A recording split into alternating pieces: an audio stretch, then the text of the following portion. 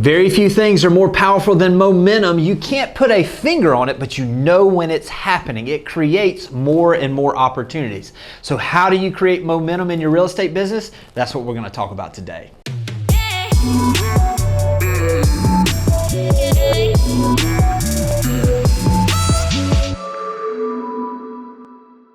Momentum is a two-way street, and what can happen sometimes is when the market begins to slow down and we have less transactions, momentum can begin to move in the wrong direction. That's when we got to get very, very particular about the things we're doing. We have to create momentum in a positive direction. We have to do some things, some very specific things that will actually turn that momentum into your favor.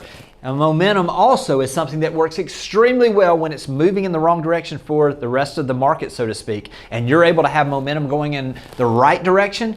You got something that truly compounds and sets the table for a lot of future growth. So what I want to do today is I want to go through and talk to you about how we're creating momentum in our businesses with some of the agents that we work with. I'm going to use the acronym FOCUS to utilize the first letter in each of in the word focus to really give you an idea of the things that you should be doing. This gives us really the ultimate thing that we've got to do is we've got to focus on our business in order to begin to get some of these results. So the first thing we're going to do is we're going to start with the F, and the F stands for find someone with a need. Who is it that needs something that you can help with? Is it a buyer that's looking to buy a home in a challenging market? Is it a listing that maybe they haven't been able to sell and it's an expired listing, or it's someone that has a for sale by owner? Is it someone that's considering selling but they're not sure if now's the right time?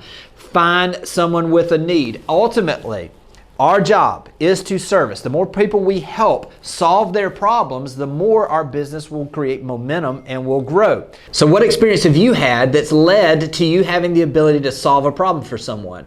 One of the things that I found is that we can solve problems from people that are maybe just a few steps behind us. Maybe if you're someone that has bought your first investment property, start helping people buy their first investment property. Maybe you're someone and you're younger and you're newer in the business and you've just bought your home and you were a first-time home buyer. Help first-time home buyers. Maybe you're someone that actually downsized into a smaller home. Find people that are in a similar place in their life that you've been in so that you can relate to them. Who is it that has a specific problem? When we start following up and we start looking and finding these people that have a problem that we can solve, now we've got the basis for creating the momentum we're looking for. The O stands for optimized, consistent communication. Okay, we started with identifying someone that had a need. Now, how are we going to communicate to them that is consistent in a way that doesn't have and depend on us? Setting up where they're going to receive information about if they're possibly going to sell their home, properties that are selling like theirs so they understand what's happening in the market. Also, we're going to let those sellers or those potential sellers know about new properties that are coming on the market that may affect how we market their property. Pending contracts, what's happening right now, what are people buying, what are the prices and the types of homes they're buying so that they can get a better feel for where they are. If it's a buyer, what properties are coming on the market that might fit their criteria? What are we letting them know about lending and what's going on as far as mortgage rates and opportunities for them to find specific programs lending-wise that'll help them get in the home easier, faster, and maybe for less money. You see, when we can find a way to strategically optimize the communication, setting up a plan of action. For me, what I did with listings is I wanted to make sure that every single Friday I was following up with half of the listings I had. I also wanted to make sure that any of the potential listings that I had coming in the next 3 months, I was speaking to half of that group on Fridays also. Optimizing it, understanding this is what I do consistently. This is how I'm going to bring value. When we optimize the communication, we optimize the opportunity to get some momentum going. The C stands for create a plan of action. Listen, if we know that we found one person we can help, there are other people like that. Do we have a plan of action to generate those leads on a consistent basis? Also, we talked about optimizing our communication. Do we have a system where when someone comes in that meets these criteria, that we're going to optimize that and we're going to be able to drop them into a system or have a plan of action on how to stay in touch with them?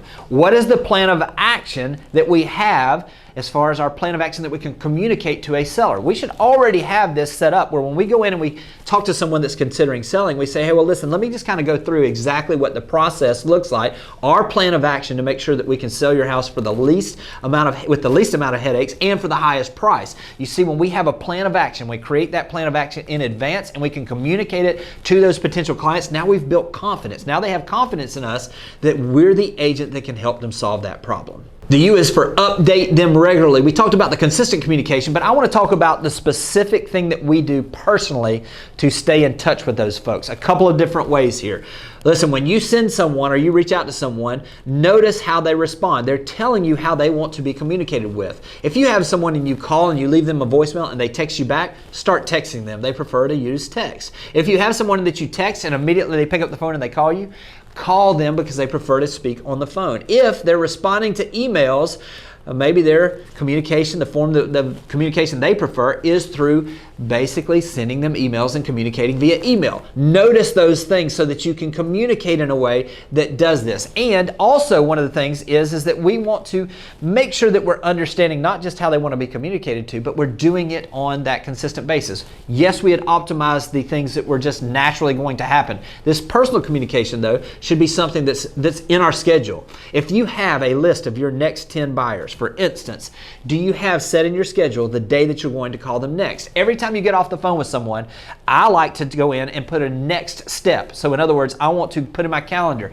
check in next week, check in 3 days from now, call in 2 days. Whatever it is, make sure that you're understanding exactly how they want to be communicated to and give them that personal communication in a way that continues to build momentum towards having the opportunity to serve them with a transaction. The S stands for staying engaged and focused on their need. We started with finding a need.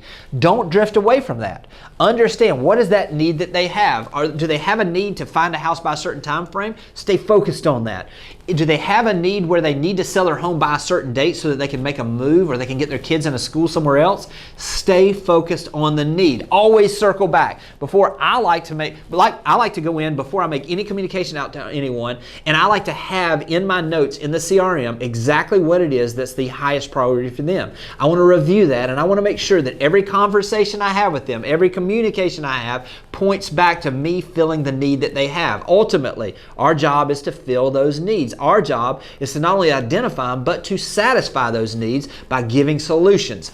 Every single time that you're going to engage with someone, stay engaged with them in a way that focuses back to the main thing, because by focusing back to the main thing, they realize that you're not drifting around and just trying to figure things out. You're not just communicating them just to make sure that you're checking a box. You're actually focusing in on what's the most important to them. And when you focus on what's important to them, momentum begins to build. Momentum can be created. Don't kid yourself. So the things that we've talked about, finding and identifying those needs, focusing on those needs, and filling in the gap with the things that lets them understand that you're the person that can better serve them, is exactly the recipe for building momentum. Momentum, again, is not something that you can feel or you can put your finger on, but you absolutely know when it's there. And those are the times when momentum is happening that you can actually see your business grow at a very, very fast pace. Do the things it takes. Build momentum, and I promise your business can't help but grow. I hope this has been helpful, and I'll talk to you soon. Thanks for watching the video. I specifically chose the video below for you because it builds on the one you just watched. I hope it's helpful, and I'll talk to you soon.